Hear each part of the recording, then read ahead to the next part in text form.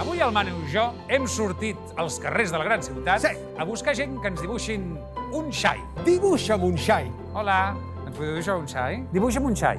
Com seran els xais que ens dibuixarà la gent? Oh. Seran originals? Estàs fent una barreja d'animals? És un porc. Tindran imaginació? En sabran? Saps dibuixar?